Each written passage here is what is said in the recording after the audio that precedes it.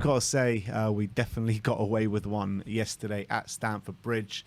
And, I mean, I don't know how you felt, but I just felt so lucky, really, to come away with that point yesterday.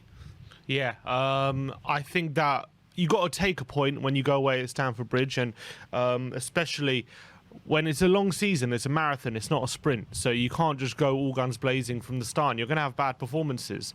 And, you know, we've got some new signings to integrate into the team and everything like that. I think it was always going to be a lot tougher than maybe a lot of Spurs fans expected going away at Chelsea early in the season. But let's be honest, though, like Chelsea away is our hardest game of the season. Most of the time. It is, because at Liverpool, you know, we always play well. Well, not always, but we have good games there. At Man City as well, we won last year, and we sometimes play well there. I always feel that the way Chelsea play their football, it's always our hardest game of the season. Yeah, and we usually, more often than not get turned over at Stamford Bridge. So I think it was refreshing to see Tottenham get a result and stay in the game and not like wilter, like pitifully, like we've done in previous years. So I think that's a positive to take from the game. The fact that we stayed in the game, we were resolute, but you have to say Chelsea played us off the park tactically, and I think man for man, they were just a lot better team than us. They had a plan to come up against how Antonio Conte was going to set up. I think they had that plan implemented last season as well in the Carling Cup games, and they did exactly the same thing yesterday.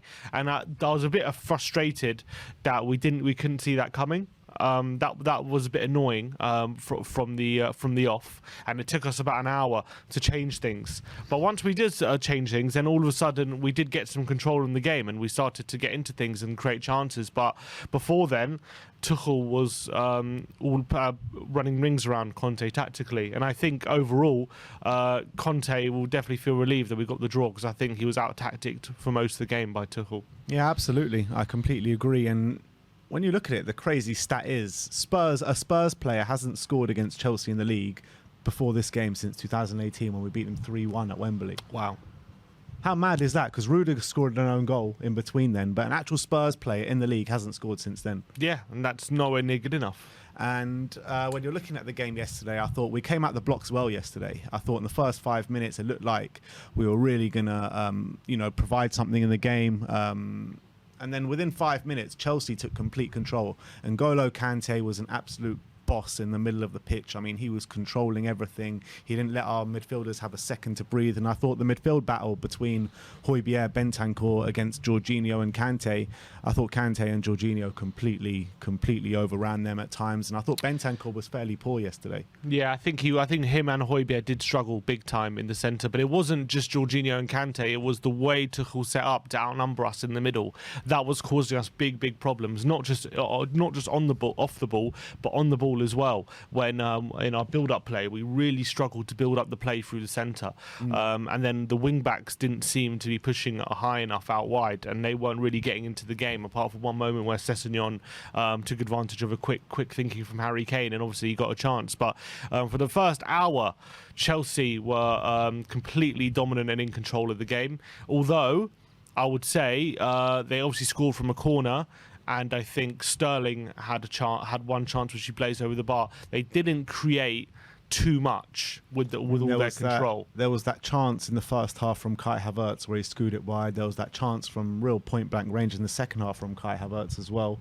No, there was a one way he forced Lloris into a good save. That's what you mean. There was two from Havertz. Yeah. There was one in the first half, one in the second half. That's what I'm saying. The first half was the one where he forced a really good save off Lloris. I thought it just went wide. No, for the corner, because Aouar went up for a corner. They scored from it.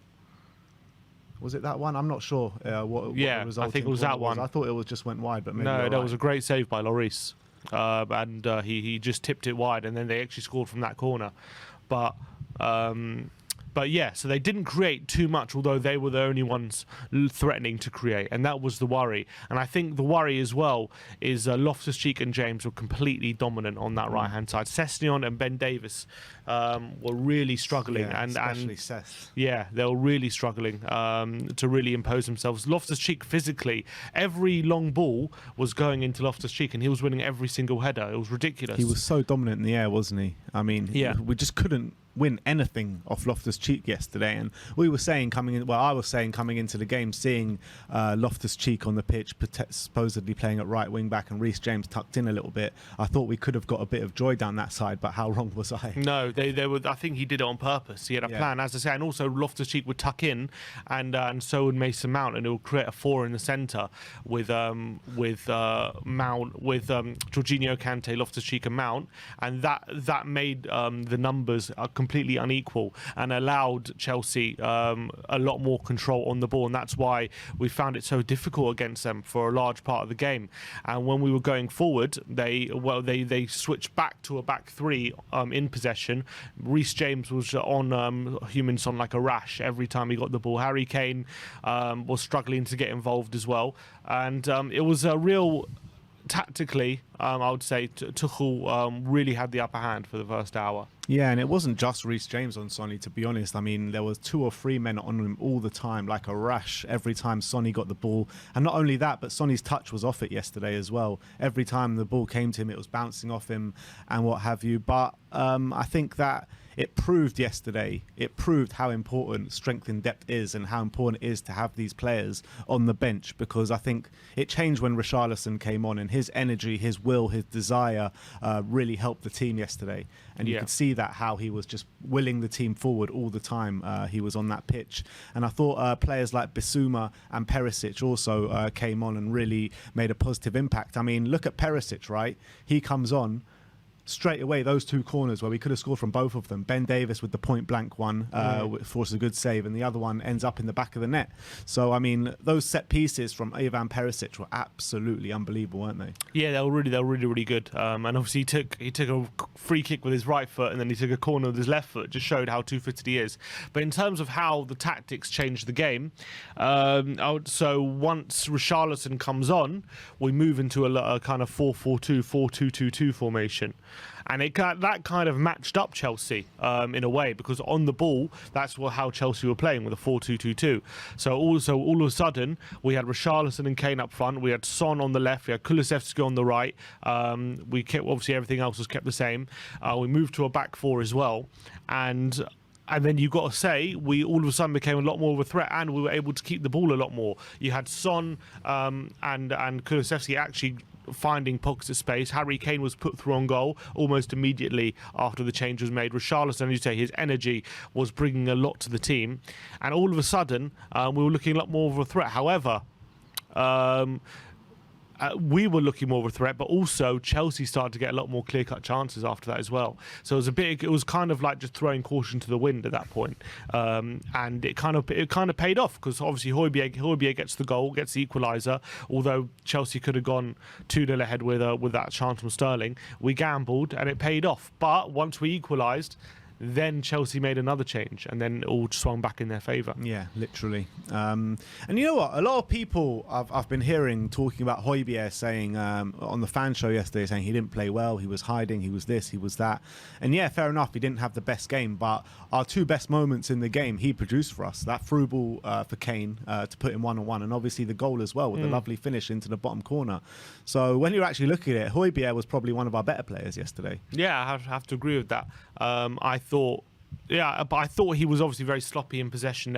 In all those moments with Højbjerg where he was just giving the ball away left, right, and centre every time he looked for a pass, and that's when obviously and those are really easy to point at and say, oh look, he's having a bad game and stuff. But I think it does get overlooked, a lot of the good work he does, and I think again he stepped up when we needed him, and it was a really good finish for the goal. It was, and that through ball was literally on a plate for Harry Kane. I was so surprised he missed that. Yeah, so surprised. It really was. I mean, that's like bread and butter for Harry Kane, isn't it? Yeah. Usually he is slotting those like 9 out of 10 times, and unfortunately it's against Chelsea at Stamford Bridge, that 1 out of 10 time that he's going to miss it. But I have to say, so once we get it back on level terms, we're looking good. And I think we're about to bring on Bissouma and Perisic to change the game again, go back to a back 3 and play to our strengths. And by the way, just before you carry on, how many times did we see that under Jose Mourinho, where we're doing well in a game or something and we need a change, and we can see the game needs changes and the players are on the touchline and then the goal goes in against us? It happened a few times. And it happened again. It's so unfortunate. Although I have to admit, the defending for the second goal was absolutely atrocious. I think maybe Davis For both goals. must have been. I mean, Davis didn't really know what to do with that goal because he tucked in to deal with Sterling, but he left James completely free on that right-hand side, completely free. I mean, they've been defending in a back three for so long now. They're so used to it. When you ask them to defend in a back four, it's like you're asking them to do that what they're not used to. And I kind of understand it, but I thought one of the other centre backs had to be there to help Davis out. But I thought defending for both goals. I thought Dyer and Davis particularly really struggled in that back four when we moved. They did absolutely, and we've said that before, isn't it? With Ben Davis and Eric Dyer. I mean, they can't play in a back four. Yeah. They struggle all the time when we play them in a back four, and there's a consistent problem. But the defending for both goals were absolutely shocking. That first one, how is Koulibaly so free? Yeah. There's literally nobody on him. He's got all the time in the world to think about where to put that shot, to volley that shot into the top corner, and that's exactly what he did. And you can't give anyone time and space like that in the box, especially from a corner. Yeah, and it seems that we went back to zonal marking in from that corner instead of man marking, because I remember there was other set pieces where Son seemed to be marking Koulibaly, and I was like, what is going on here? Why is Son and Koulibaly? Like, that doesn't make any sense. But it just seems that our set pieces has now gone to zonal marking, so everyone has their role, which can cause problems because you can get the opposition players like Koulibaly just saying, well, I'm gonna go in this area, and if Son's in that area, that's who's marking him. And that can be an issue. But maybe it's something where we think it's we're gonna concede less overall during the course of the season than will have cost us. So we'll have to wait and see over the course of the season how that affects us. But in terms of the second goal, it was just all over the place. We didn't know what we were doing, and I think Conte knew that.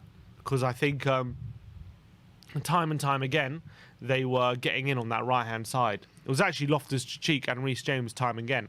But Loftus-Cheek isn't the most decisive player, which has always been one of his problems. So they didn't make the most of it when he was on the right-hand side. But when he made that change, he brought on Azpilicueta, put Loftus-Cheek in the centre, and then put Reece James just purely on the right. Then it made a difference, because Reece James gets really good attacking returns. He can score.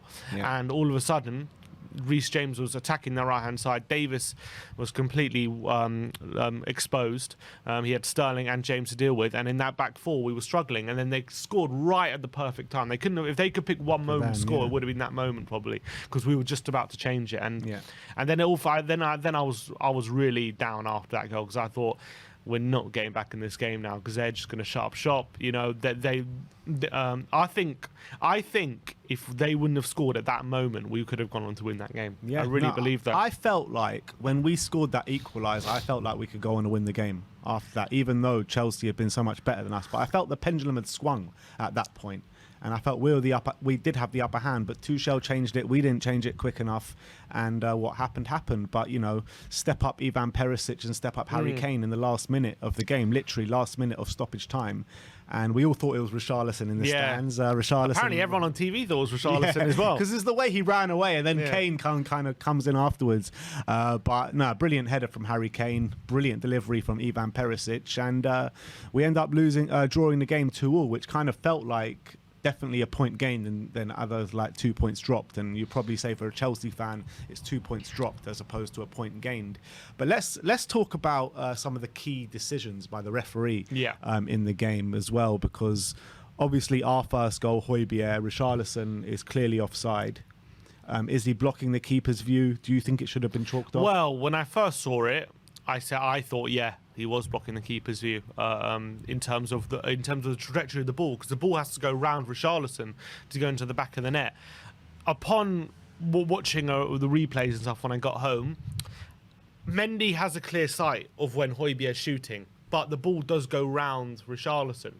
So I think it's 50-50. Oh, here we go. Ice cream once again. Who wants ice cream, people? It's hot enough, that's for sure. Let us know what ice creams you want in the comment section below. I think it's just a 50-50 call at that point, whether you believe that Richarlison is getting involved in the play or not, because Mendy does have a clear sight of when the shot comes off, and I don't think Richarlison being there stops it going in. It's just one of those where do you think that Richarlison had any sort of impact on how Mendy was, Mendy's line of sight? I think if it was against me, I'd be a bit aggrieved because I do think he was a bit in his line of sight. I really do. But they showed on match day, didn't it? Like the vision there, and like he was just in the corner of it. Yes, there. he was kind of there. I think we might have got away with that one. I don't think it was like a glaring error by the referee, which I did at the beginning. I thought, oh, that's clearly offside. So I can see why they didn't overturn it. But I think if that would have been ruled out, I don't think we could complain about it either. I agree. I completely agree. I think I think we definitely got away with one there, to be honest. But when we're talking about that foul on Havertz, upon further replays, Bentancur got the ball there. He looked like he got the ball, actually, got the ball. which I thought was a clear foul. Just about got the ball, but he got the ball. I thought it was a clear foul initially. I was like, I don't know how we got away with that. But if you really slow it down, he gets a toe on the ball. Yeah, no, I agree with that. And our second goal, just before the corner, isn't it? That Romero pulls down Cucurella by his hair. What do you think the referee was thinking there? Because he saw it again. Why could he have red carded him? Yeah, could he have red carded him? Could he have done something? The referee? No, nothing. If you use either a red card or you don't give anything. What do you think should have happened? So obviously it's a foul. So the referee not seeing it in the first place, that's definitely got away with. Is it a red card? I mean, it's hard to argue that it's not a red card. He pulled his hair down, and he pulled him to the ground via his head. So why is that not a red card? I don't know. Maybe they're arguing it's just like tussling in the area or something. I don't know. I think it's lucky. Again, people talking on Twitter about Romero should face retrospective action. No, they confirmed that it isn't. I know they confirmed it this morning, but do you think that he should receive retrospective action? I know he hasn't done. No. I don't. No, I think VAR saw it. You can't. How many times do you want to referee the game? 3 times? True. You know what I mean? It's true, but VAR sees it and they don't think they shouldn't get involved. I think there's no point re-refereeing again. Me personally, I mean, obviously I'm happy with the way the decision went, but I think he should have been given a sending off yesterday. Yeah, he's lucky. You can't do that in a football game. You can't pull him by the hair to the ground. Yeah, I think it's not WWE. You know what I mean? I mean, I can't really argue. I don't see how you can argue that it's not a red. I mean, it's very clearly a violent move. There's no other reason for him to do that other than to stop his opponent and try and cause damage. I don't know. I mean, I don't see the reasoning why it wasn't a red card, to be honest. But he's a lucky boy, Romero. He's got to be more careful in those situations. That's all I can say. I don't know what the VAR was thinking. Apparently, from what I heard, if the VAR rules have changed, that they can no longer give a second yellow card, whereas before they could have. And apparently, the VAR only deemed it worthy of a yellow, and you can't give yellow cards on a VAR check. But I don't get that how that's only worthy of a yellow. I just don't understand it. I don't know. Happy days though, like happy days. I'm just trying to think. Like, wasn't there an incident where there were, I think maybe it was in the Euros, where there was a winger who was like running away from a defender, and just to stop him, he just pulls his hair back, and like he just got a yellow card for a cynical foul. So I don't know. Maybe they see it like that. It's just kind of trying to instead of an actual. It's not like a kick or a punch. It's more of just like an act to stop the opponent. What's worse? Like pulling the shirt or something. What's worse? What Romero did to Cucurella, or what Martial did to Lamela that time, first game of the season, when he hardly touched his face. Yeah. Just about, you know what I mean? Mm-hmm. Like, Romero's is much worse than that. Of course. So, I mean, look, it's... Yeah, that's the only reason I can think of. Like, they just don't see it as like a proper violent act. They just see it as an act which is worthy of a yellow, I guess. I don't know. It's but, weird. you know, Romero's got to watch himself, though, because I love his shithousery, I love his aggression, and I love stuff like that, but he needs to watch himself not to do stupid stuff like that, because it's going to get him a sending off at some stage. Oh, he will get a red. That's what he got 1-1 against Vitesse, didn't he? Conte's first game. Hasn't seen red yet, but I'm guaranteed he'll see at least red at least once this season. If He will. He can't help himself, Romero, in these situations, which I think will do him more good than harm. Like for example, I compare him to Sergio Ramos. How many red cards has Ramos had in his career? Yeah. But he's one of the best defenders ever. It doesn't seem to stop him being that. So I think Romero is going to be the same. He's going to get loads of cards. He's not going to care, but he's still going to be a top defender. No, absolutely. But ultimately, you got to say that taking a point away from Stamford Bridge is a good point. When you look at our past history there, like I said, we haven't scored against them since 2018, when apart from when Rudiger scored an own goal. So I think that no matter the circumstances, I think it's a great point to go to Stamford Bridge and take. I'm happy with it, and we move on to the next game. But I think let's delve into the actual tactics and see where it went wrong and where it went right yesterday. Or mainly wrong, to be fair. I'll explain the different tactical switches there were during the 90 minutes, just so we can visually explain to you what I was seeing happening on the pitch. So Chelsea, first of all, obviously we started as expected. Chelsea obviously made a bit of a change to what our prediction was. They, instead of having James here and Azpilicueta at centre back, they had James at centre back and Loftus-Cheek at right wing back, which was obviously a move which was a plan for us specifically, I think, from Tuchel.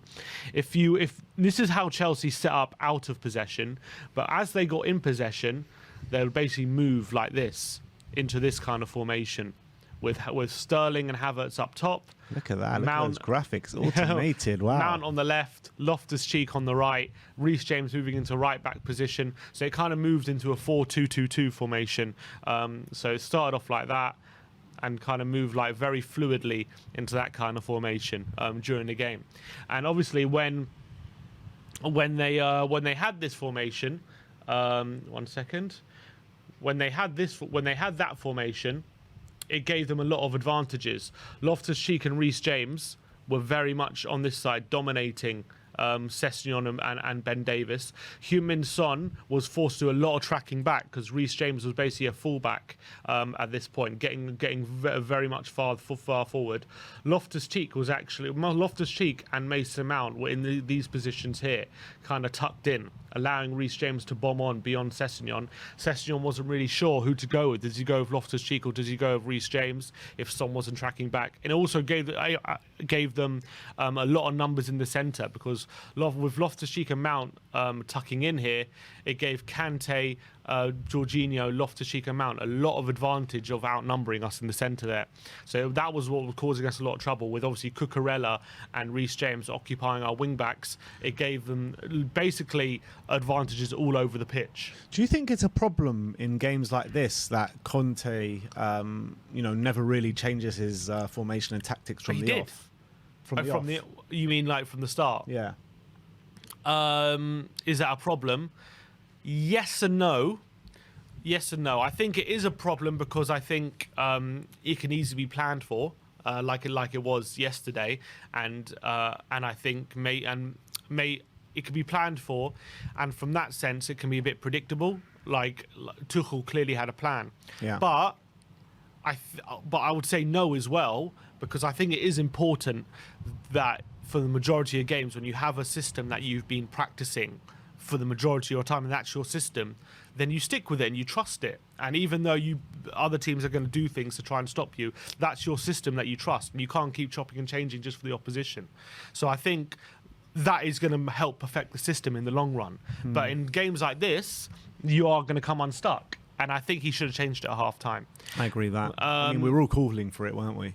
Yeah, definitely. But when he did change it, if you just go back to, okay, one sec. But when he did change it, all of a sudden we were getting a lot of joy. What he did was he took off Sessegnon and he brought on Richarlison over here. And how he changed it was he moved moved to a back four. Davis, Dyer, Romero and Emerson became a back four. And then all of a sudden we had Kulusevski here, we had Kane there, Richarlison there, and Son. And all of a sudden it gave Chelsea a bit of a problem, because before it was they were pinning the they were pinning Son and Kulusevski back because James and Cucurella were getting so much joy, and we couldn't deal with Loftus-Cheek and Mason Mount tucking inside. It meant the attacking players had to do a lot of work. But now, all of a sudden, we're starting to pin them back because look at all these options we have. Yeah. We've got Richarlison running in behind here. We've got Kane lurking around and running in behind. We've got Kulusevski tucking inside. We've got Son tucking inside. Then obviously Davis. We've got Davis and Emerson trying to help out and overlap, although I don't feel like they did do too much of that when they got on. But they were trying to help support. All of a sudden, we started to outnumber them going forward. But exactly. It was at the other end of the pitch where our problems really came. Exactly. Even in this formation, even without the changes from Tuchel, they still got a lot of joy in these spaces. However, we got a bit lucky because Loftus-Cheek was getting a lot of joy and space around here, but he wasn't being decisive enough. He wasn't really. Loftus-Cheek was getting a lot of possession, but he didn't really do much with it. He kind of just was being threatening without scoring. I think Raheem. The problem here as well, because we now move through back two, Sterling and Havertz were getting a lot more joy down the centre as well. That was hurting us. But we did get the equaliser, and once we did get the equaliser, we were hoping that it was going to be our turn to start maybe going on and trying to win the game. But then Tuchel got back, and after that change, he took off Jorginho, and he brought on Azpilicueta, wherever he is. I don't have him. I don't think. Oh no, I do have him. He's here. So he brought off Jorginho.